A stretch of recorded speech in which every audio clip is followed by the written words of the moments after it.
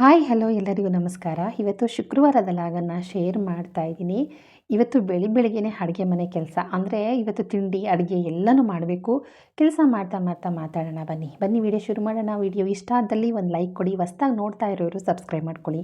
ನಿಮ್ಮ ಅನಿಸಿಕೆ ಅಭಿಪ್ರಾಯಗಳನ್ನು ಕಮೆಂಟ್ ಹಾಕಿ ಅಂತ ಹೇಳ್ತಾ ವೆಲ್ಕಮ್ ಟು ಕೆಂಪೀಸ್ ಕಿಚನ್. ಸರ್ವೇ ಸಾಮಾನ್ಯ ಬೆಳಗ್ಗೆ ಎದ್ದ ತಕ್ಷಣ ಸ್ಟವ್ ಒರೆಸೋದು, ಅಡುಗೆ ಮನೆ ಕ್ಲೀನ್ ಮಾಡೋದು, ಪಾತ್ರೆ ಜೋಡಿಸೋದು, ಇಲ್ಲ ಪಾತ್ರೆಗಳನ್ನ ಕ್ಲೀನ್ ಮಾಡ್ಕೊಳ್ಳೋದು, ಇದೆಲ್ಲವೂ ಪ್ರತಿದಿನವೂ ಎಲ್ಲ ಹೆಣ್ಮಕ್ಳಿಗೂ ಇದ್ದೇ ಇರುತ್ತೆ. ಇದನ್ನು ಬೇಡ ಮಾಡ್ಕೊಳ್ಳೋದು ಆಮೇಲೆ ಮಾಡ್ಕೊಳ್ಳೋಣ ಅಂತ ಹೇಳೋಕ್ಕೂ ಆಗೋದಿಲ್ಲ. ಹಾಗಾಗಿ ವಾರ ಒಪ್ಪತ್ತು ಅಂತಂದಾಗ ಸ್ವಲ್ಪ ಕೆಲಸಗಳು ಜಾಸ್ತಿನೇ ಇರುತ್ತೆ ಅಂತ ಹೇಳ್ತೀನಿ. ಬನ್ನಿ ಸ್ನೇಹಿತರೆ, ಇವತ್ತು ಸ್ಟವ್ವನ್ನೆಲ್ಲ ನೀಟಾಗಿ ಒರೆಸ್ಕೊಂಡು ಸ್ವಲ್ಪ ಸ್ಲ್ಯಾಬೆಲ್ಲ ಹಾಗೆ ಕ್ಲೀನ್ ಮಾಡಿಕೊಂಡು ಕೆಲಸನ ಶುರು ಮಾಡ್ತಾಯಿದ್ದೀನಿ. ಇವತ್ತು ಸೌತೆಕಾಯಿ ಬೇಳೆ ಸಾಂಬಾರು ಹಾಗೆ ತರಕಾರಿ ಎಲ್ಲನೂ ಹಾಕಿ ಬಟಾಣಿ ಹಾಕಿ ಉಪ್ಪಿಟ್ಟನ್ನ ಮಾಡ್ತಾಯಿದ್ದೀನಿ. ಸಿಂಪಲ್ ರೆಸಿಪಿ, ಈಸಿ ರೆಸಿಪಿ, ಚೆನ್ನಾಗಿರುತ್ತೆ. ನಿಮಗೆಲ್ಲರಿಗೂ ಈ ರೆಸಿಪಿ ಗೊತ್ತಿರುತ್ತೆ. ಇವತ್ತು ಸ್ವಲ್ಪ ಮಾತುಕತೆ ಅಂತೂ ಖಂಡಿತ ಇರುತ್ತೆ. ಇದ್ರ ಜೊತೆಗೆ ನನಗೆ ಗೊತ್ತಿರೋಷ್ಟು ಕೆಲವೊಂದು ಅಡುಗೆ ಮನೆ ಟಿಪ್ಪುಗಳನ್ನು ಸಹ ನಾನು ಹೇಳ್ತೀನಿ. ಸಾಮಾನ್ಯವಾಗಿ ಅಡುಗೆ ಮನೆ ಟಿಪ್ ಅಂದರೆ ಎಲ್ಲರಿಗೂ ತುಂಬಾ ಇಷ್ಟ ಆಗುತ್ತೆ ಅಲ್ವಾ. ಬನ್ನಿ ಅಡುಗೆ ಮನೆಯೆಲ್ಲ ಕ್ಲೀನಾಗಿ ಒರೆಸ್ಕೊಳ್ತಾ ಇದ್ದೀನಿ. ಈ ಕಲ್ಲು ಬಗ್ಗೆ ಕೇಳಿದಿರಿ. ಈ ಕಲ್ಲು 700 ರೂಪಾಯಿ ಈ ಕಲ್ಲಿಗೆ. ನಮ್ಮ ಇಲ್ಲೇ ಚಿಕ್ಕಮಗಳೂರಿನಲ್ಲೇ ತೊಗೊಂಡಿದ್ದು. ತುಂಬಾ ಚೆನ್ನಾಗಿದೆ, ತುಂಬಾ ಯೂಸ್ ಆಗುತ್ತೆ. ಕುಟಾಣಿಗಿಂತನೂ ಸೂಪರಾಗಿದೆ ಅಂತಲೇ ಹೇಳ್ಬೋದು. ಏನಾದ್ರು ಕುಟಾಣಿ ತೊಗೋಬೇಕು ಅಂತ ಆಸೆ ಪಟ್ಟಿರೋರು ಈ ಥರ ಕಲ್ಲು ತೊಗೊಳ್ಳಿ. ತುಂಬಾ ಕುಟಾಣಿಗಿಂತನೂ ಬೇಗ ಪೌಡ್ರ್ ಬೇಗ ಮಾಡ್ಬೋದು. ಏನೇ ಆದ್ರೂ ಕುಟ್ಕೋಬೇಕಾದ್ರೆ ಇದು ಬೆಸ್ಟ್ ಅಂತಲೇ ಹೇಳ್ತೀನಿ. ಇನ್ನು ಸ್ಟವ್ನೆಲ್ಲ ಒರೆಸ್ಕೊಂಡಾದಮೇಲೆ ಅದ್ರ ಮೇಲಿರೋ ಸ್ಟ್ಯಾಂಡನ್ನೆಲ್ಲನೂ ತೆಗೆದು ಅದನ್ನು ನೀಟೆಲ್ಲ ಒರೆಸ್ಕೊಂಡು ಪ್ರತಿದಿನವೂ ಈ ಕೆಲಸ ಇದ್ದೇ ಇರುತ್ತೆ. ಕೆಲವೊಂದು ಸಲ ಅಂತೂ 2 ಸಲ 3 ಸಲ ಹಾಲು ಉಪ್ಪಂದರೆ, ಸಾಂಬಾರು ಉಪ್ಪಂದರೆ, ಅನ್ನ ಬೇಯಿಸ್ಬೇಕಾದ್ರೆ ಏನಾದರೂ ಹರಡ್ಕೊಂಡಿದ್ರೆ ಈ ಒಂದು ಸ್ಟ್ಯಾಂಡ್ ಅಂತೂ ತೊಳೆಯೋ ಅಭ್ಯಾಸ ಎಲ್ಲ ಹೆಣ್ಮಕ್ಳಿಗೂ ಇದ್ದೇ ಇರುತ್ತೆ ಅಲ್ವಾ. ಸಾಮಾನ್ಯ ಎಲ್ಲ ಹೇಳೋದು ಒಂದೇ, ಅಡುಗೆ ಮನೆ ಕೆಲಸ ಅಂದರೆ ಬ್ರಹ್ಮಾಂಡ. ಆಕಾಶದ ಅಗಲದಷ್ಟೇ ಕೆಲಸಗಳು ಇರುತ್ತೆ. ನಾವಾಗಿದ್ದು ನಾವು ರೆಸ್ಟ್ ತೊಗೊಂಡ್ರೆ ಮಾತ್ರ ರೆಸ್ಟು, ಇಲ್ಲ ಅಂತಂದರೆ ನಮಗೆ ರೆಸ್ಟೇ ಇರೋದಿಲ್ಲ. ನಿಜಕ್ಕೂ ಅಡುಗೆ ಮನೆಯಲ್ಲಿ ಕಲಿಸೋವಂಥ ಪಾಠ ಯಾವ ಯೂನಿವರ್ಸಿಟಿನಲ್ಲೂ ಕಲಿಸೋದಿಲ್ಲ ಅಂತ ಎಲ್ಲ ಹೆಣ್ಮಕ್ಳಿಗೂ ಗೊತ್ತೇ ಇರುತ್ತೆ. ಹೌದು, ಅಡುಗೆ ಮನೆ ಅಂತಂದ್ರೇ ಹಾಗೆ ಅಲ್ವಾ, ಮುಗಿಯದ ಕೆಲಸ. ಏನೋ ಸಂಬಳ ಇಲ್ಲದೆ ಇರೋ ಕೆಲಸ, ಏನು ಬೇಕಾದರೂ ಅನ್ಕೋಬೋದು. ಅಡುಗೆ ಮನೆ ನಿಭಾಯಿಸಿದಂತಹ ಹೆಣ್ಮಗಳು, ಅಡುಗೆ ಮನೆನ ಚೆನ್ನಾಗಿ ಇಟ್ಕೊಂಡಂತಹ ಹೆಣ್ಮಕ್ಳು ಜೀವನನ, ಕುಟುಂಬನ, ಸಂಸಾರನ ಚೆನ್ನಾಗಿ ನಿಭಾಯಿಸ್ಕೊಂಡು ಹೋಗ್ತಾಳೆ. ಜೊತೆಗೆ ಮನೆಯೂ ತುಂಬ ನೀಟಾಗಿ ಸ್ವಚ್ಛವಾಗಿ ಇಟ್ಕೊಳ್ತಾಳೆ. ಮನೇಲಿರೋರ ಆರೋಗ್ಯವನ್ನು ತುಂಬ ಚೆನ್ನಾಗಿ ಇಟ್ಕೊಳ್ತಾರೆ ಅಂತಂತ ಕಾಮನ್ ಆಗಿ ತಿಳಿದವರು ಅರ್ಥವರು ಈ ಮಾತನ್ನು ಹೇಳ್ತಾರೆ.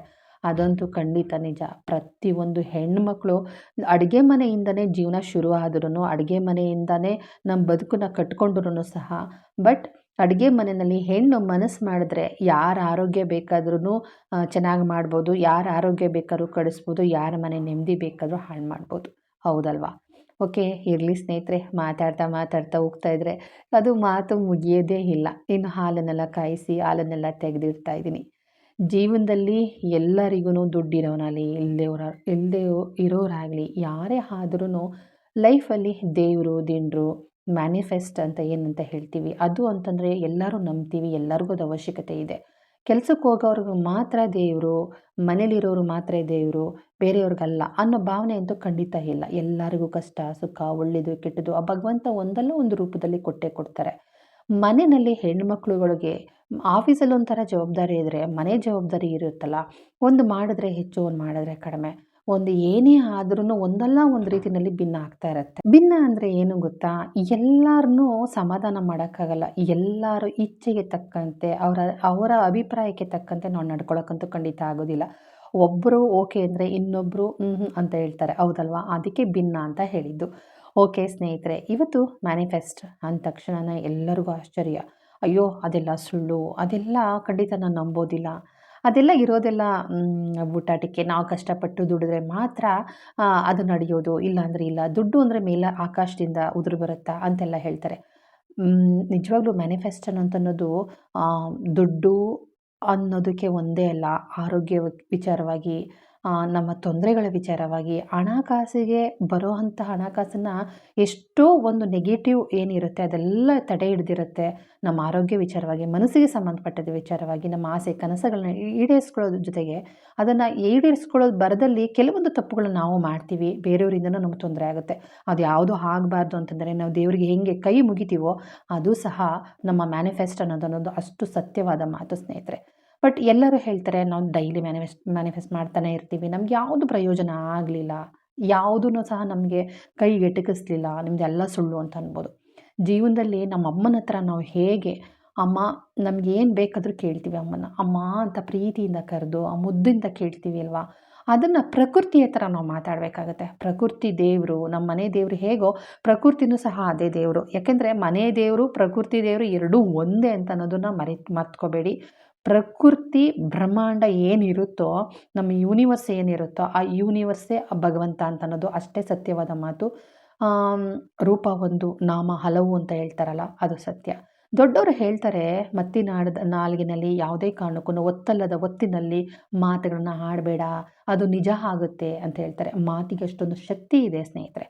ಹಾಗಾಗಿ ನಾನು ಹೇಳ್ತಾ ಇರೋದು, ಪ್ರತಿಯೊಬ್ಬ ಹೆಣ್ಣು ಮಕ್ಕಳುಗಳು ನಮ್ಮ ಜೀವನದಲ್ಲಿ ಇರುತ್ತೆ ಸಣ್ಣ ಸಣ್ಣ ಪುಟ್ಟ ಆಸೆಗಳು, ದೊಡ್ಡ ದೊಡ್ಡ ಆಸೆಗಳು ಇರುತ್ತೆ. ಚೈನ್ ಮಾಡಿಸ್ಕೋಬೇಕು, ಉಂಗುರ ಮಾಡಿಸ್ಕೋಬೇಕು, ಓಲೆ ಮಾಡಿಸ್ಕೋಬೇಕು, ಒಂದು ಒಡವೆ ಅಂತ ಏನಾದರೂ ಮಾಡಿಸ್ಕೋಬೇಕು, ಏನಾದರೂ ಒಂದು ಸಣ್ಣ ಪುಟ್ಟದಾಗಿ ಒಂದು ಗಾಡಿ ತೊಗೋಬೇಕು, ಒಂದು ಪುಟ್ಟದಾಗಿ ಒಂದು ಮನೆಯ ಬೊಗ್ಗೆಗೆ ಹಾಕೋಬೇಕು, ಒಂದು ಚಿಕ್ಕದು ಒಂದು ಜಾಗ ತೊಗೋಬೇಕು, ಒಂದು ಸೈಟ್ ಮಾಡ್ಕೋಬೇಕು, ನನ್ನ ಮಗಳಿಗೆ ಒಂದು ಒಳ್ಳೆ ಕಡೆ ಸಂಬಂಧ ಬರಬೇಕು, ಒಂದು ಒಳ್ಳೆ ಎಕ್ಸಾಮ್ ಬರೆದು ಒಂದು ಗೌರ್ನಮೆಂಟ್ ಕೆಲಸ ತೊಗೋಬೇಕು, ನನ್ನ ಆರೋಗ್ಯ ಯಾಕೋ ಗೊತ್ತಿಲ್ಲ ಮಾನಸಿಕ ಮತ್ತು ದೈಹಿಕವಾಗಿ ಆರೋಗ್ಯ ಹಾಳಾಗ್ತಾ ಇದೆ, ಅದೆಲ್ಲವೂ ಚೆನ್ನಾಗಿ ಆಗಬೇಕು, ನನ್ನ ಆರೋಗ್ಯವಾಗಿರಬೇಕು ಅಂತಂದರೆ ಈ ಮ್ಯಾನಿಫೆಸ್ಟ್ ಅನ್ನೋದು ಅಷ್ಟು ಉಪಯೋಗಕಾರಿಯಾಗುತ್ತೆ, ಅಷ್ಟು ಪವರ್ಫುಲ್.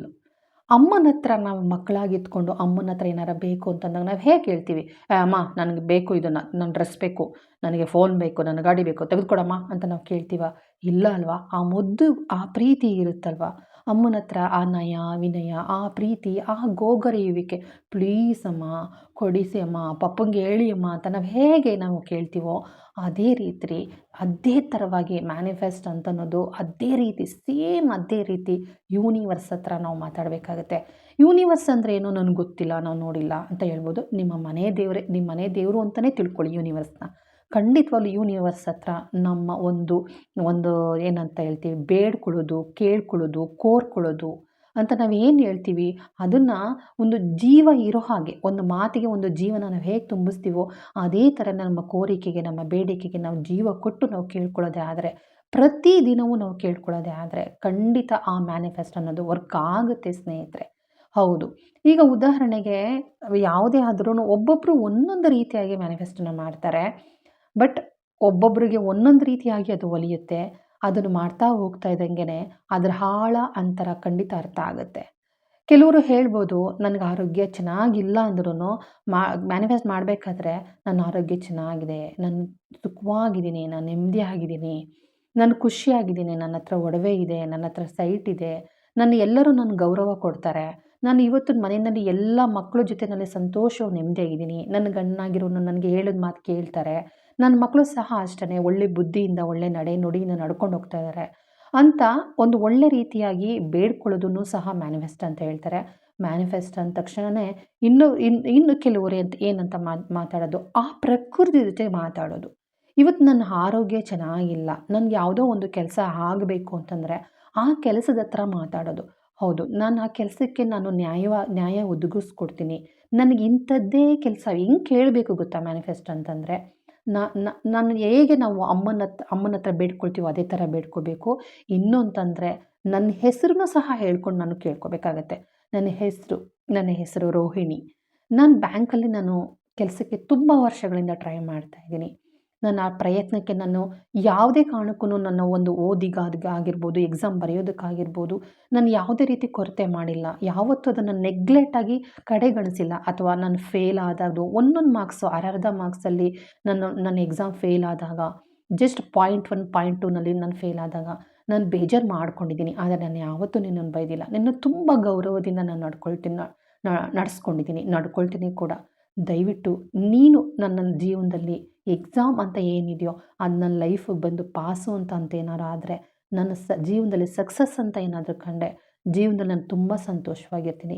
ಈಗಿರೋ ಸಂತೋಷ ಇನ್ನೂ 2 ಪಟ್ಟಷ್ಟಾಗುತ್ತೆ.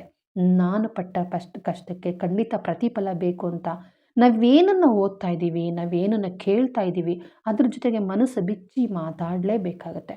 ಹೌದು, ಯಾವುದೇ ಆದರೂ ಅಷ್ಟೇ, ನಮ್ಮ ದೇಹದಲ್ಲಿ ಯಾವುದೇ ಒಂದು ಕಾಯಿಲೆ ಇರಲಿ, ಯಾವುದೇ ನೋವುಗಳಿರಲಿ, ಯಾವುದೇ ಸಂಕಟ ಇರಲಿ, ಖಂಡಿತವಾಗ್ಲೂ ಅದೆಲ್ಲವೂ ಬಗೆಹರಿಯುತ್ತೆ ಸ್ನೇಹಿತರೆ. ಖಂಡಿತ, ಖಂಡಿತ. ಕೆಲವ್ರಿಗೆ ಮಾನಸಿಕ ಒಂದು ಸ್ಥಿತಿ ಸರಿ ಇರೋದಿಲ್ಲ. ತಮ್ಮ ತಾವೇ ಒಬ್ಬೊಬ್ಬರೇ ಮಾತಾಡ್ಕೊಳ್ತಾ ಇರ್ತಾರೆ. ಮನೇಲಿರೋ ವಸ್ತುಗಳು ಕೆಲವೊಂದು ಅದಾಗಿದ್ದದೇ ಮಾತಾಡ್ದಂಗಾಗುತ್ತೆ. ಯಾಕೆ ಗೊತ್ತಾ ಈ ಮಾತು ಹೇಳ್ತಾ ಇದ್ದೀನಿ? ಬಾಣಂತಿನಲ್ಲಿ ಬಾಣಂತಿ ನಂಜು ಅಂತ ಆಗುತ್ತೆ ಹೆಣ್ಮಕ್ಳುಗಳ್ಗೆ. ಆ ಥರ ಆದಾಗ ಅವರು ಒಬ್ಬೊಬ್ಬರೇ ಮಾತಾಡ್ಕೊಳ್ಳೋದಕ್ಕೆ ಶುರು ಆಗುತ್ತೆ. ಅವ್ರ ಮನಸ್ಸಲ್ಲಿ ಭ್ರಮೆ ಲೋಕದಲ್ಲಿ ಬದುಕ್ತಾ ಇರ್ತಾರೆ. ಯಾವುದೋ ಒಂದು ವಸ್ತು ಮಾತಾಡ್ದಂಗೆ, ಸಾಯಬೇಕು ಅನ್ನೋ ಹಂಗೆ, ಸಾಯಬೇಕಾದ್ರೆ ನಾನು ಯಾವ ರೀತಿ ಸತ್ತೋಗ್ಬಿಡ್ಬೇಕು, ನಾನು ಹೀಗೆ ಸತ್ತರೆ ಚೆಂದ, ಆ ಸತ್ತರೆ ಚೆಂದ, ಮಗುಗೆ ಹೊಡೀಬೇಕು, ಮಗುನ ತೆಗೆದು ಎಸಿಬೇಕು, ಗಂಡನ ಜೊತೆ ಜಗಳ ಆಡಬೇಕು, ಗಂಡನ ಬಟ್ಟೆಗಳು ಹರಿದಾಕಬೇಕು, ಪಾತ್ರೆಗಳಲ್ಲಿ ತೆಗೆದು ಎಸಿಬೇಕು, ನಂಗೆ ನೆಮ್ಮದಿನೇ ಇಲ್ಲ, ನಾನು ಡ್ರೆಸ್ ಮಾಡ್ಕೊಳ್ಳೋದಕ್ಕೆ ಇಷ್ಟ ಇಲ್ಲ, ಮೇಕಪ್ ಮಾಡ್ಕೊಳ್ಳೋದಕ್ಕೆ ಇಷ್ಟ ಇಲ್ಲ, ಎಲ್ಲೂ ಹೋಗೋಕ್ಕೆ ಇಷ್ಟ ಇಲ್ಲ, ನಾನು ಯಾರ ಹತ್ರನೂ ಮಾತಾಡೋದಕ್ಕೆ ಇಷ್ಟ ಇಲ್ಲ, ನಾನು ಇರೋದೇ ಹೀಗೆ. ಈ ರೀತಿಯಾಗಿ ಬಾಣಂತಿ ನಂಜು ಯಾವ ರೇಂಜಿಗೆ ಕರ್ಕೊಂಡೋಗುತ್ತೆ ಒಬ್ಬ ಮನುಷ್ಯನ ಅಂತಂದರೆ, ಅವನೇ ಸೂಸೈಡ್ ಮಾಡ್ಕೊಂಡು ಸತ್ತೋಗ್ಬಿಡ್ಬೇಕು ಅವಳೇ ಆ ಥರ ಮಾಡಾಕ್ಬಿಡುತ್ತೆ. ಈ ಥರ ಮನಸ್ಥಿತಿ ಇರೋರು ಖಂಡಿತ ಮ್ಯಾನಿಫೆಸ್ಟ್ ಅನ್ನೋದು ವರ್ಕ್ ಆಗುತ್ತೆ. ಖಂಡಿತ ನಿಮಗೇನು ಆಗ್ತಾ ಇದೆ ನಿಮ್ಮ ಮನಸ್ಸಲ್ಲಿ, ಆ ಮನಸ್ಸಿನ ಭಾವನೆನ, ಮನಸ್ಸಿನ ನೋವನ್ನು, ಆ ನೋವಿನ ಜೊತೆಗೆ ಹೇಳ್ಕೊಳ್ಳಿ. ಖಂಡಿತ ಅದು ಸಕ್ಸಸ್ಸನ್ನು ಕಾಣ್ಬೋದು. ಎಷ್ಟು ದಿನ ಅಂತ ನೀವು ಕೇಳ್ಬೋದು. ನಾವು ಎಷ್ಟು ದಿನ ಅನ್ನೋದಕ್ಕಿಂತ ಹೆಚ್ಚಾಗಿ ನಾವು ಹೇಗೆ ಅವ್ರ ಹತ್ರ ಕನೆಕ್ಟ್ ಆಗ್ತೀವಿ, ನಾವು ಹೇಗೆ ಈ ಒಂದು ಯೂನಿವರ್ಸ್ ಹತ್ರ ಕನೆಕ್ಟ್ ಆಗ್ತೀವಿ ಅನ್ನೋದು ತುಂಬ ಇಂಪಾರ್ಟೆಂಟ್ ಆಗುತ್ತೆ.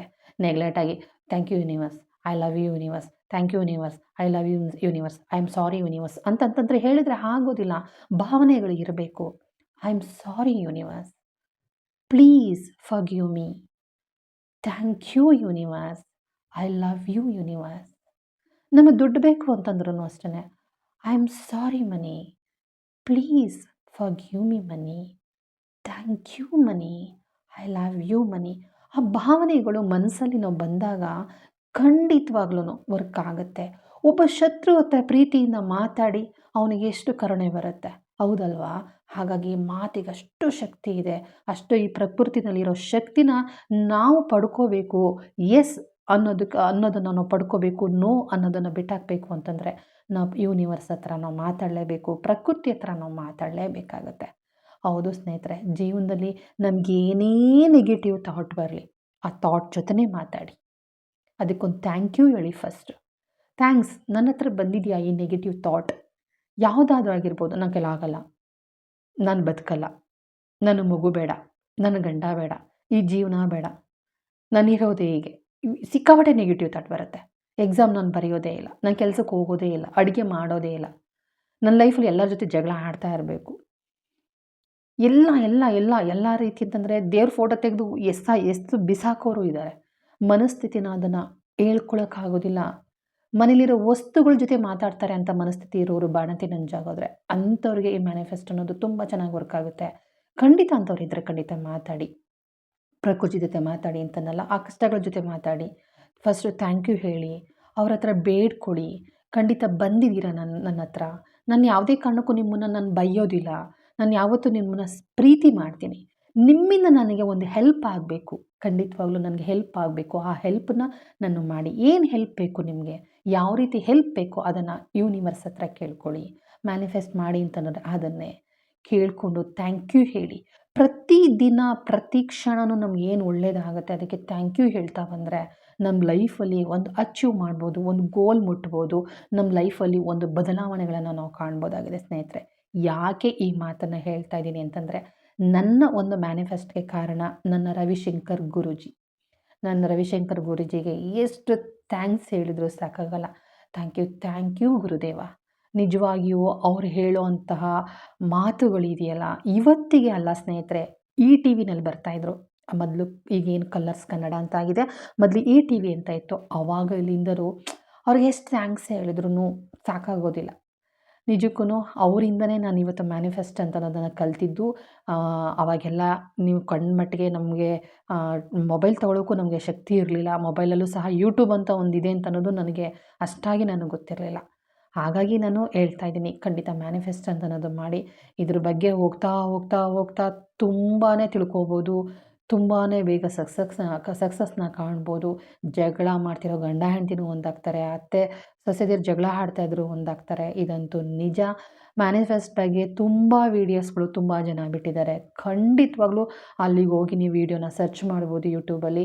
ಜೊತೆಗೆ ಕೆಲವರು ಕೋಚಿಂಗ್ ಕೊಡ್ತಾರೆ. ಅದ್ರ ಬಗ್ಗೆ ಕೆಲವೊಂದು ಕ್ಲಾಸನ್ನು ತಗೊಳ್ತಾರೆ. ಅವ್ರಿಗೆ ಒಂದಿಷ್ಟು ಪೇಮೆಂಟ್ ಅಂತ ಇರುತ್ತೆ. ಅದನ್ನು ದುಡ್ಡನ್ನು ಕೊಟ್ಟು ಹೇಗೆ ನಾವು ಕಲಿಬೇಕು ಅನ್ನೋದನ್ನು ನೀವು ಕಲ್ತ್ಕೊಳ್ಳಿ. ಯಾಕೆಂದರೆ ಯಾರ ಹತ್ರನಾದ್ರೂ ಪುಕ್ಸಟ್ಟೆ ವಿದ್ಯೆಯನ್ನು ಕಲ್ತ್ಕೊಳ್ಳೋಕೆ ಹೋಗ್ಬೇಡಿ. ಆ ವಿದ್ಯೆ ಹತ್ತೋದಿಲ್ಲ. ಒಂದು ಸ್ವಲ್ಪ ದಕ್ಷಿಣೆ ಅಂತ ಕೊಟ್ಟು ಅವ್ರ ಹತ್ರ ವಿದ್ಯೆಯನ್ನು ಕಲ್ತ್ಕೊಳ್ಳಿ ಅಂತ ನಾನು ಹೇಳ್ತೀನಿ. ಬನ್ನಿ ಸ್ನೇಹಿತರೆ, ನೋಡಿದ್ರಲ್ಲ, ಇದು ಸೌತೆಕಾಯಿ ಬೇಳೆ ಸಾಂಬಾರು ಸೂಪರಾಗಿ ಆಗಿತ್ತು ಇವತ್ತು. ಜೊತೆಗೆ ಉಪ್ಪಿಟ್ಟು, ಎಲ್ಲ ಬಟಾಣಿ ಎಲ್ಲ ಹಾಕಿ ತರಕಾರಿ ಹಾಕಿ ಮಾಮೂಲಿ ಉಪ್ಪಿಟ್ಟನ್ನು ಮಾಡಿದೆ. ಅದರ ಜೊತೆ ಇವತ್ತು ಕೆಲಸಗಳು ಸಿಕ್ಕಾಪಟ್ಟೆ ಇತ್ತು. ಬೇಗ ಬೇಗ ಕೆಲಸ ಮುಗಿಸ್ಕೊಂಡು ಬೇಗ ಬೇಗ ಸ್ನಾನ ಮಾಡಿ ಆಫೀಸ್ಗೆ ಹೋಗಬೇಕು ಅಂದ್ಬಿಟ್ಟು ಸಿಕ್ಕಾಪಟ್ಟೆ ತಲೆಗೆ ಎಣ್ಣೆ ಹಾಕ್ಕೊಂಡು, ಜೊತೆಗೆ ಇದೊಂದು ಪೆಂಡಿಂಗ್ ಕೆಲಸ ಉಳ್ಕೊಂಡ್ಬಿಟ್ಟಿತ್ತು ನೋಡಿ, ಕುಕ್ಕೆ ಮೊರ ತಾರಿಸೋದು. ಯಾರ ಮನೇಲಿ ಕುಕ್ಕೆ ಮೊರ ಮತ್ತು ಚಿಬ್ಲು ಅದೆಲ್ಲ ಇದೆ ಖಂಡಿತ ಕಮೆಂಟ್ ಮಾಡಿ. ಕುಕ್ಕೆ ಮೊರ ತಾರ್ಸೋಣ ಅಂದ್ಬಿಟ್ಟು ರಾತ್ರಿನೇ ಪೇಪರು ಮೆಂತೆ ಎಲ್ಲ ನೆನೆ ಹಾಕಿದೆ. ಪೀಸ್ ಮಾಡಿ ಪೇಪರ್ನ ನೆನೆ ಹಾಕಿದೆ. ಈಗ ಮಿಕ್ಸಿ ಜಾರ್, ಒಂದು ಮಿಕ್ಸಿಗೆ ಮೆಂತೆ ಹಾಕಿದ್ದೀನಿ, ಇನ್ನೊಂದು ಮಿಕ್ಸಿಗೆ ಪೇಪರ್ ಹಾಕಿದ್ದೀನಿ. ನೀಟಾಗಿ ಅದನ್ನು ಈಗ ಪೌಡ್ರ್ ತರಿಯಾಗಿ ಪೌಡ್ರ್ ಆಗುತ್ತೆ, ಏನು ನುಣ್ಣಗಾಗೋದಿಲ್ಲ ಇದು. ಆಮೇಲೆ ಈ ಮೆಂತ್ಯ ದಿಟ್ಟಿಗೆ ತರಿಯಾಗಿ ಪೌಡ್ರ್ ಆಗಿರೋವಂಥ ಒಂದು ಪೇಪರ್ ತುಂಡನ್ನು ಅದು ಹಾಕೊಂಡ್ಬಿಟ್ಟು, ನೀರು ಏನೂ ಹಾಕೋಂಗಿಲ್ಲ. ಸ್ವಲ್ಪ ಮೆಂತ್ಯ ರುಬ್ಬೇಕಾದ್ರೆ ಒಂದು ಅರ್ಧ ಗ್ಲಾಸ್ ನೀರು ಹಾಕಿದ್ರೆ ಸಾಕು. ಈಗ ನನಗೂ ಸ್ವಲ್ಪನೇ ಪೇಪರ್ ಪೀಸ್ಗಳೆಲ್ಲ ಹಾಕ್ಕೊಂಡು ಅದ್ರ ಜೊತೆಗೆ ಸ್ವಲ್ಪ ಅರಶಿನ ಪುಡಿ ಹಾಕ್ಕೊಂಡು ನೈಸಾಗಿ ರುಬ್ಕೊಳ್ತೀನಿ. ನಾನು ನ್ಯೂಸ್ ಪೇಪರ್ ಹಾಕಿದ್ನಲ್ವ, ಸ್ವಲ್ಪ ಬ್ಲ್ಯಾಕ್ ಕಲರ್ ಆಗಿದೆ. ಅದರಲ್ಲೂ ವೈಟ್ ಕಲರ್ ಪೇಪರ್ ಮಕ್ಳದ್ದು ಇರುತ್ತಲ್ಲ, ಇದ್ರದ್ದು ಟೆಕ್ಸ್ಟ್ ಬುಕ್ ಅಲ್ವಾ, ನೋಟ್ ಬುಕ್ ಪೇಪರು, ಅದು ತುಂಬ ಚೆನ್ನಾಗಿರುತ್ತೆ, ಕಲರು ಚೆನ್ನಾಗಿ ಬರುತ್ತೆ. ಓಕೆನಾ. ಇನ್ನು ಮೊರಗಳು, ಚಿಬ್ಲುಗಳು ಎಲ್ಲನೂ ತಾರಿಸ್ಕೋಬೇಕು. ನೋಡಿ, ಬಾಣಲಿ ಇಟ್ಟಿದ್ದೀನಲ್ವ, ಅದನ್ನೇ ಚಿಬ್ಲು. ನಮ್ಮ ಮನೆಯಲ್ಲಿ ಹಿಪ್ಪನೇರಳೆ ಹುಳ ಮೇಯಿಸ್ತಾ ಇದ್ವಿ. ಹುಳಗಳನ್ನೆಲ್ಲ ಹುಳ ಹಣ್ಣಾದರೆ ಆ ಹುಳನ ಹಾಕೊಳ್ಳೋದಕ್ಕೆ ಅಂತ ಆ ಚಿಬ್ಲನ್ನ ಬಳಸ್ತಾ ಇದ್ವಿ. ಎಷ್ಟು ದೊಡ್ಡ ದೊಡ್ಡ ಚಿಬ್ಲುಗಳು ಇತ್ತು ಗೊತ್ತಾ, ನಮ್ಮ ಕೈಲಿ ಎತ್ತಕ್ಕೆ ಆಗ್ತಿರಲಿಲ್ಲ. ಅವಾಗ ನಾವು ಚಿಕ್ಕವರು, ಅಜ್ಜಿ ತುಂಬಿ ಕೊಡೋರು. ತೊಗೊಂಡೋಗು ಚಂದ್ರಿಕೆಗೆ ಬಿಟ್ಬಿಟ್ಟು ಬರಬೇಕು. ತೊಗೊಂಡೋಗು ಹುಳನೆಲ್ಲ ಹಾಯೋದು, ಚಿಬ್ಲುಗಳೊಳಗಡೆ ಹಾಕೊಳ್ಳೋದು, ಚಂದ್ರಿಕೆ ಕೊಡೋದು, ಮತ್ತು ಚಂದ್ರಿಕೆನ ಕಾಯ್ಕೊಂಡು ಕೂತ್ಕೊಳ್ಳೋದು. ಕಾಗೆ ಬಂದು ತಿನ್ಕೊಂಡು ಹೊರ್ಟೋಗ್ತವೆ ಹುಳಗಳನ್ನು. ಆಮೇಲೆ ಇರುವೆಗಳು ಬೇಗ ಇರುವೆಗಳು ಬಂದುಬಿಡುತ್ತೆ ಆ ಚಂದ್ರಿಕೆಗೆ, ಆ ಸ್ಮೆಲ್ಗೆ ಬಂದುಬಿಡುತ್ತೆ. ನೋಡ್ಕೊಳ್ಳೋದು ಇದೇ ಆಗಿತ್ತು. ಇವತ್ತು ಮೊರ ತಾರಿಸ್ಕೊಳ್ಳೋಣ, ಅದ್ರ ಬಗ್ಗೆ ಇನ್ನೊಂದು ದಿನ ಮಾತಾಡ್ತೀನಿ. ಓಕೆನಾ. ಮೊರ ತಾರಿಸ್ಕೊಳ್ಳೋಣ ಅಂತ ತಾರಿಸ್ಕೊತಾ ಇದ್ದೀನಿ. ವರ್ಷಕ್ಕೊಂದ್ಸಲ ಈ ಮೊರಗಳನ್ನು ತಾರಿಸ್ಕೊಳ್ತೀನಿ. ಸುಮಾರು 18-19 ವರ್ಷ, ತುಂಬ ನನ್ನ ಮದುವೆಗಿಂತ ಮುಂಚಿಂತೂ ಇದು ಮೊರ. ಇವತ್ತಿಗೂ ಮಾದೇಶ್ವರನ ಬೆಟ್ಟದಲ್ಲಿ ಜೋಡಿ ಮೊರ ತೊಗೊಂಡು ಬಂದಿದ್ದು. ಒಂಟಿ ಮೊರ ತರಬಾರ್ದು ಅಂದ್ಬಿಟ್ಟು ಜೋಡಿ ಮೊರ ತೊಗೊಂಡು ಬಂದಿದ್ದೆ. ಬೆನ್ನಚ್ಚೆ ಇದೆಯಾ ಎಲ್ಲನೂ ನೋಡ್ಕೊಂಡು ತೊಗೊಂಬಂದಿದ್ದು. ನಾನು ತಂದಿರೋದಲ್ಲ ಇದು, ನನಗೆ ಬೇರೆಯವರು ಕೊಡಿಸಿದ್ದು ನನಗೆ. ಯಾಕೆ ಅಂತಂದರೆ ನಾನು ಅವ್ರ ಜೊತೆನಲ್ಲಿ ಹೋಗಿದ್ದೆ ಮಾದೇಶ್ವರನ ಬೆಟ್ಟಕ್ಕೆ. ಯಾರಾದರೂ ಮೊರ ಕೊಡ್ತಾ ಇದ್ದಾರೆ ಅಂತಂದರೆ ಖಂಡಿತ ಸಂತೋಷವಾಗಿ ಸ್ವೀಕಾರ ಮಾಡಿ. ಯಾರಾದರೂ ಮೊರ ಕೊಡಬೇಕು ಅಂತಂದರೆ ಬೇರೆಯವ್ರಿಗೆ ದಯವಿಟ್ಟು ಖಾಲಿ ಮೊರಗಳನ್ನು ಕೊಡೋಕ್ಕೆ ಹೋಗಬೇಡಿ, ಆಯಿತಾ. ಫಸ್ಟು ಮೊರನ ತಾರಿಸ್ಬಾರ್ದು, ಹಾಗೆ ಹೆಂಗೆ ಹೆಣ್ದಿರ್ತಾರೋ ಹಾಗೆ ಕೊಡಬೇಕು. ಆ ಮೊರದೊಳಗಡೆಗೆ ಸ್ವಲ್ಪ ಅರಿಶಿನ, ಸ್ವಲ್ಪ ಹೂವು, ಆಮೇಲೆ ಒಂದು ಡಜನ್ ಬಳೆ, ಒಂದು ರವಿಕೆ ಕಣ, ಒಂದು ತೆಂಗಿನಕಾಯಿ, ಆಮೇಲೆ ಒಂದು 5 ಬಾಳೆಹಣ್ಣು, ಇಷ್ಟಿದ್ರೆ ಸಾಕು. ಏನಾದರೂ ನಿಮ್ಮ ಕೈಲಿ ಆಯಿತು ಅಂದರೆ ಕೊಬ್ಬರಿ ಬೆಲ್ಲನೂ ಹಾಕ್ಕೊಡ್ಬೋದು. ಹಾಕಿ ಶುಕ್ರವಾರ ಮಂಗಳವಾರ ಖಂಡಿತ 2 ಜೋಡಿ ಮೊರದೊಳಗಡೆ ಇಟ್ಟು ಒಬ್ಬ ಮುತ್ತೈದೆ ಮನೆಗೆ ಹೋಗಿ ಕೊಟ್ಬಿಟ್ಟು ಬನ್ನಿ. ನಿಜ ಹೇಳ್ತೀನಿ, ಕೆಲಸ ಸಿಗ್ತಾ ಇಲ್ವಾ, ಖಂಡಿತ ಒಳ್ಳೇದಾಗುತ್ತೆ. ಸಿಗುತ್ತೆ ಅಂತ ಹೇಳೋದಿಲ್ಲ, ಖಂಡಿತ ಒಳ್ಳೇದಾಗುತ್ತೆ. ಯಾಕೆ ಗೊತ್ತಾ, ನೀ ಕಂಡಿದ್ಯಾ ಅಂತ ಅಂದ್ಬಿಡ್ತೀರಾ ಕಮೆಂಟಲ್ಲಿ. ಏನು ಭಾರಿ ಶಾಸ್ತ್ರ ಹೇಳ್ತಾಳೆ ಇವಳು ಅಂದ್ಬಿಟ್ರೆ ಕಷ್ಟ. ಹಾಗಾಗಿ ಹೇಳ್ತಾ ಇದ್ದೀನಿ, ಖಂಡಿತ ಒಳ್ಳೇದಾಗುತ್ತೆ. ಲೈಫಲ್ಲಿ ನೆಮ್ಮದಿ ಇರಬೇಕು ಅಂದರೆ ಕೆಲವೊಂದು ಶಾಸ್ತ್ರ ಸಂಪ್ರದಾಯನ ಕಲ್ತ್ಕೋಬೇಕು. ನಮ್ಮ ಮನಸ್ಸಿಗೆ ಏನೋ ಒಂಥರ ಖುಷಿ ಕೊಡುತ್ತಲ್ವ, ಆ ಖುಷಿನೇ ಸಕ್ಸಸ್ಗೆ ದಾರಿ ಮಾಡಿಕೊಡುತ್ತೆ. ನಮಗೆ ಗೊತ್ತಾಗುತ್ತೆ ಕಣ್ರಿ, ನಿಜವಾಗ್ಲೂ. ನಾನು ಆವಾಗಲೇ ಹೇಳ್ತಿದ್ದಲ್ಲ, ಮ್ಯಾನಿಫೆಸ್ಟ್ ಅನ್ನೋದು ನಮ್ಮ ಜೀವನದ ಮುಂದೆ ಏನು ನಡೆಯುತ್ತೆ ಅನ್ನೋದು ಗೊತ್ತಾಗುತ್ತೆ ಸ್ನೇಹಿತರೆ. ಒಳ್ಳೇದಿದ್ರೂ ಗೊತ್ತಾಗುತ್ತೆ, ಸೂಚನೆಗಳು ಸಿಗ್ತಾ ಹೋಗುತ್ತೆ, ಆಯಿತಾ. ಈಗ ಮೊರಗಳೆಲ್ಲ ತಾರಿಸಿದ್ದೀನಿ. ಮೊರಗಳು ತಂದ ಮೇಲೆ ನಾನು ಆಗಲೇ ಹೇಳಿದ್ನಲ್ಲ, ಈ ಥರ ತಾರಿಸಿ ಇಟ್ಕೊಳ್ಳಿ, ಕುಟ್ಟೆ ಬರೋದಿಲ್ಲ. ತುಂಬಾ ಒಳ್ಳೆಯದು ಮನೆಯಲ್ಲಿ ಮೊರ ಇದ್ದರೆ. ಮನೆಗೆ ಮಹಾಲಕ್ಷ್ಮಿ ಸ್ವರೂಪ. ಕೆಲವೊಂದು ದೇವರ ಪೂಜೆಗಳಿಗೆ ಮೊರಗಳನ್ನು ಬಳಸ್ತೀವಿ. ಕೆಲವರು ಹೊಸ ಮೊರ ಬಳಸ್ತಾರೆ, ಕೆಲವರು ಹಳೆ ಮೊರಗಳನ್ನು ಬಳಸ್ತಾರೆ. ಇನ್ನು ಇದರಲ್ಲಿ ಏನು ಹೇಳ್ತೀವಿ, ವರಮಹಾಲಕ್ಷ್ಮಿ ಹಬ್ಬದಲ್ಲಿ, ದೀಪಾವಳಿ ಹಬ್ಬದಲ್ಲಿ ಕಂಪಲ್ಸರಿಯಾಗಿ ಮೊರಗಳಂತೂ ಬೇಕೇ ಬೇಕು. ಮೊರವನ್ನು ಬಾಗಿನ ಥರ ತುಂಬಿ, ಗೌರಿ ಹಬ್ಬದಲ್ಲೂ ಮೊರನ ಬೇಕೇ ಬೇಕು. ಹಬ್ಬಕ್ಕೆ ಬಾಗಿನ ತುಂಬಿ ಹೊಸ್ಲಿಂದ ಆಚೆ ಪೂಜೆ ಮಾಡಿ, ಆಮೇಲೆ ಮನೆ ಒಳಗಡೆ ಮಹಾಲಕ್ಷ್ಮಿ ಬರ್ತಾ ಇದ್ದಾಳೆ ಅಂತ ಮನೆ ಒಳಗಡೆ ಕರ್ಕೊಂಡೋಗಿ ದೇವರ ಮನೇಲಿ ಇಟ್ಟು ಪೂಜೆ ಮಾಡುವಂಥದ್ದು ಸಂಪ್ರದಾಯಗಳು ತುಂಬ ಇದೆ. ಮೊರಗಳು, ಪ್ಲಾಸ್ಟಿಕ್ ಮೊರಗಳು ಎಷ್ಟೇ ಇರ್ಬೋದಪ್ಪ, ನಿಜವಾಗ್ಲೂ ಬಿದಿರು ಮೊರೆ ಮುಂದೆ ಅವೇನೂ ಅಲ್ಲ ಅಂತ ಹೇಳ್ತೀನಿ. ಓಕೆ, ಇವತ್ತು ಮ್ಯಾಟ್ಗಳೆಲ್ಲ ತೊಳೆದು ವಾಶ್ ಮಾಡಾಕಿದೆ. ಅದನ್ನೆಲ್ಲ ಸಿಂಪಲಾಗಿ ಈ ಥರ ಒಂದು ರಟ್ಟನ್ ಬಾಕ್ಸ್ ಒಳಗಡೆ ಹಾಕಿ ಇಟ್ಕೊಂಡ್ಬಿಡ್ತೀನಿ. ಹೋಮ್ ಟೂರ್ ಕೇಳ್ತಾ ಇದ್ದೀರಾ, ಖಂಡಿತ ಹಾಕ್ತೀನಿ ಅಂತ ಹೇಳ್ತೀನಿ. ಬಟ್ಟೆ ಎಲ್ಲ ವಾಶ್ ಮಾಡಿ ಒಣಗಾಕಿದ್ದಾಯಿತು. ಓಕೆ ಸ್ನೇಹಿತರೆ, ಇವತ್ತಿನ ವಿಡಿಯೋಗೆ ಏನು ಅನ್ನಿಸ್ತು ಖಂಡಿತ ಕಾಮೆಂಟ್ ಹಾಕಿ. ಮ್ಯಾನಿಫೆಸ್ಟ್ ಬಗ್ಗೆ ಹೇಳ್ತಾ ಹೋದರೆ ಮುಗಿಯೋದೇ ಇಲ್ಲ. ಸ್ವಲ್ಪ ಶುರು ಮಾಡಿದ್ದೀನಿ ಇವತ್ತು. ಖಂಡಿತ ಮುಂದೆ ಸ್ವಲ್ಪನೇ ಹೇಳ್ಕೊಳ್ತಾ ಹೋಗ್ತೀನಿ. ಹೆಂಗೆ ಮಾಡಬೇಕು, ಯಾವ ಥರ ಮಾಡಬೇಕು, ಪ್ರತಿಯೊಂದಕ್ಕೂ ಒಂದು ಗ್ರ್ಯಾಟಿಟ್ಯೂಡ್ ಅಂತ ಅನ್ನೋದು ಇರಬೇಕು. ಏನಂತ ಹೇಳೋದು, ಧನ್ಯವಾದಗಳು ಹೇಳೋದು, ಕೃತಜ್ಞತಾ ಮನೋಭಾವ ಅದಿಲ್ಲ ಅಂತಂದರೆ ಜೀವನದಲ್ಲಿ ಏನೂ ನಾವು ಸಕ್ಸಸ್ ಕಾಣೋಕ್ಕೆ ಆಗೋದಿಲ್ಲ. ಥ್ಯಾಂಕ್ ಯು ಸೋ ಮಚ್ ಎಲ್ಲರಿಗೂ. ನನ್ನ ವಿಡಿಯೋ ನೋಡ್ತಾ ಇರೋರಿಗೆಲ್ಲ ಧನ್ಯವಾದಗಳನ್ನು ಹೇಳ್ತಾ ಈ ವಿಡಿಯೋನ ಇಲ್ಲಿಗೆ ಮುಗಿಸ್ತಾ ಇದ್ದೀನಿ. Thank you. ನೆಕ್ಸ್ಟ್ ವಿಡಿಯೋದಲ್ಲಿ ಸಿಗ್ತೀನಿ.